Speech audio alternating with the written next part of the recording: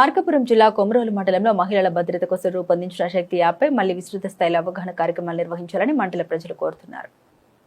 గత ప్రభుత్వ హయాంలో దిశ యాప్ మహిళల భద్రత కోసం విస్తృతంగా వినియోగంలో ఉండగా కూటమి ప్రభుత్వం ఏర్పడ్డ అనంతరం దాన్ని శక్తి యాప్గా మరింత విస్తరించారు.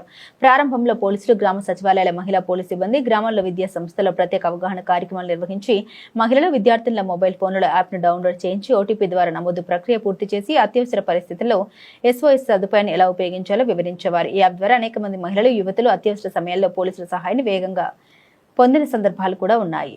అయితే గత కొంతకాలంగా కొమరోలు మండలాన్ని శక్తి యాప్పై అవగాహన కార్యక్రమాలు కనిపించడం లేదని, కొత్త కాలేజీల్లో చేరుతున్న విద్యార్థులు, యువతలు చాలా మందికి ఈ యాప్ గురించి సరైన సమాచారం లేకపోవడంతో పాటు వారి మొబైల్ ఫోన్లలో యాప్ కూడా లేకపోవడం ఆందోళన కలిగిస్తుందని ప్రజలు చెబుతున్నారు. మహిళల భద్రతను మరింత బలోపేతం చేసే దిశగా పోలీసులు, సంబంధిత అధికారులు మరోసారి గ్రామాలు, విద్యా సంస్థల ప్రత్యేక అవగాహన శిబిరాలు నిర్వహించి శక్తి యాప్ను విస్తృతంగా వినియోగంలోకి తీసుకురావాలని మండల ప్రజలు విజ్ఞప్తి చేస్తున్నారు. అలాగే మహిళలు, యువతలు శక్తి యాప్ వినియోగంపై పూర్తి అవగాహన కల్పిస్తూ అత్యవసర పరిస్థితుల్లో పోలీసుల సేవల్ని సులభంగా పొందేలా చర్యలు తీసుకోవాలని కోరుతున్నారు.